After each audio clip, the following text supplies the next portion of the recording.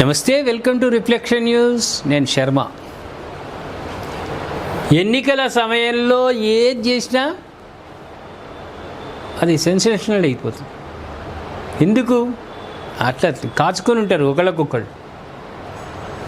Road పక్కన వెళ్ళి ఎండ కొడుతుంది కదా అని మజ్జిగ తాగినా అదో వార్త, టీ తాగినా వార్త, కప్పని తిట్టినా వార్త, కోడిని తిట్టినా వార్త. ఎలక్షన్ టైంలో అట్లుంటుంది. అది రంజుకుంటారు, అంతా ఎదురు చూస్తుంటారు. ఎవ్వడు ఏది మాట్లాడుతుండే ఏం చేస్తుండో దాన్ని మళ్ళీ దొరకబట్టాలి, మళ్ళీ దాని మీద విమర్శలు. ఇక్కడ ఏమవుతుంది, పశ్చిమ బెంగాల్ ఎలక్షన్లల్లా మనకు తెలిసిన మాట మరమరాళ్ళ మిక్చర్ పేలాలు మన దగ్గర కూడా ఉంటున్నాయి. మనం అక్కడి నుంచి వస్తున్నాయి అవి మరమరాలు మిక్చర్ తోటి వస్తాయి ప్యాకింగ్. అవి చాలా బాగుంటాయి, వాస్తవానికి కూడా చాలా బాగుంటాయి. వాటి మీద మోదీ జుల్మరి తింటే మమతకి ఎందుకు కోపం వచ్చింది? ఈయన తింటే ఆమెకేంది? ఈయన వెళ్తూ కాన్వాయ్ ఆపిండు, కిరాణం షాపులోకి పోయిండు, ఓ ప్యాకెట్ కొన్నాడు. ఆమెకి ఏమైంది, ఏమి ఇబ్బంది అయింది అడుగుదాం. పశ్చిమ బెంగాల్ ఎన్నికల ప్రచారం చివరి అంకానికి చేరిన వేళ ప్రధాని మోదీ పశ్చిమ బెంగాల్ ముఖ్యమంత్రి మమతా బెనర్జీ మధ్య జల్మరి మరమరాల మిక్చర్ చుట్టూ ఆసక్తికరమైనటువంటి రాజకీయ పోరు సాగుతోంది. గత వారం ఏప్రిల్ 19, 2026 ఆదివారం బెంగాల్ అసెంబ్లీ ఎన్నికల ప్రచారంలో భాగంగా జార్గాంలో ర్యాలీ ముగించుకొని వెళ్తుండగా ప్రధాని మోదీ హఠాత్తుగా తన కాన్వాయ్ను ఆపి రోడ్డు పక్కన ఉన్న ఒక చిన్న బండి వద్ద జుల్మరి తిన్నారు. ఈ సందర్భంగా మోదీ తన ఎక్స్ ఖాతా ద్వారా వ్యక్తం చేసిండు. మోదీ జల్మరి తినడంపై సీఎం మమతా బెనర్జీ తీవ్రంగా స్పందిస్తున్నారు. ఇది కేవలం మోదీ చేస్తున్న ఎన్నికల స్టంట్గా దీనిని విమర్శలు చేస్తున్నారు. ఓటర్లను ఆకర్షించడానికి మోదీ ఆడిన ప్రీ ప్లాన్డ్ నాటకం అంటున్నారు. ప్రధాని ఆగుతారని అక్కడ కెమెరాలు, మైకులు ముందే ఎలా సిద్ధంగా ఉన్నాయి? ఎస్పీజీ భద్రత మధ్య అప్పటికప్పుడు జుల్మరి ఎలా వస్తుంది అని ఆమె ప్రశ్నించారు. అది షాపమ్మా, అది షాపు. నువ్వు అన్నట్టు ముందుగా ప్రీ ప్లాన్ ఉండొచ్చు, కెమెరాలు అన్నీ పెట్టుకోవచ్చు, షాపులు అన్ని రకాలుగా అమ్ముతారు కదా. ఎట్లా వచ్చింది? అమెరికా నుంచి తీసుకొచ్చిండా, ట్రంప్ పంపించిండా, నరేంద్ర మోదీ వచ్చి ఆగుతాడని? ప్యాకెట్లు, మరమరాల ప్యాకెట్లు, ఏం మాట్లాడుతున్నావు?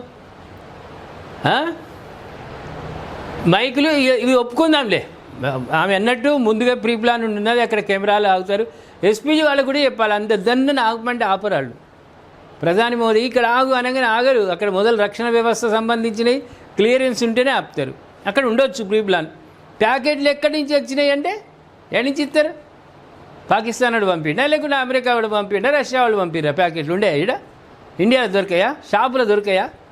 ఆ షాపే పెద్దదే, అన్నీ అవే అమ్ముతున్నాడు దీంట్లో. ఒకసారి చూడు, షాపులో ఇవన్నీ అయిపోయినాయి.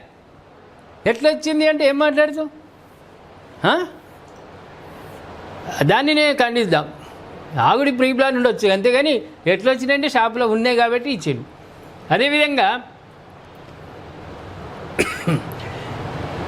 దీంతో విమానాశ్రయానికి వెళ్ళే దారిలో మోదీ సీఎం మమతతో నాకు కొంచెం జుల్మరి తినాలని ఉంది, ఎక్కడ దొరుకుతుందని అడిగాడు. దానికి ఆమె నవ్వుతూ, నేను మీకు జుల్మరి ఇవ్వలేను, కావాలంటే తాజా కూరగాయలు ఇస్తానని, అవి ఆరోగ్యానికి మంచివని చెప్పారు. తాను ఎప్పుడు నూనె పదార్థాల కంటే ఆరోగ్యకరమైన ఆహారానికే ప్రాధాన్యత ఇస్తానని ఈ సందర్భంగా ఆమె పేర్కొన్నారు.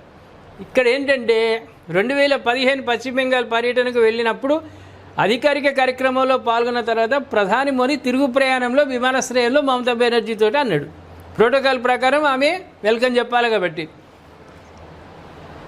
మే 10, 2015 విలేకరులతో మాట్లాడుతూ సరదాగా చెప్పుకొచ్చారు. ఇప్పుడు అదే జుల్మరి రాజకీయ విమర్శలకు కారణం కావడం గమనార్హం.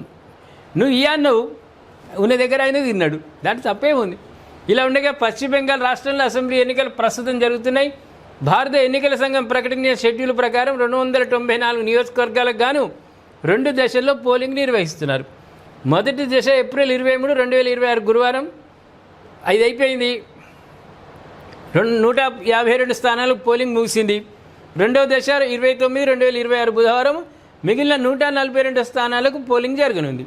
ఓట్ల లెక్కింపు ఫలితాలు మే 4, 2026 నాడు జరుగుతాయి. అది వాస్తవమైన విషయం. 48 గంటల ముందే ప్రచారం ముగించాల్సి ఉంటుంది.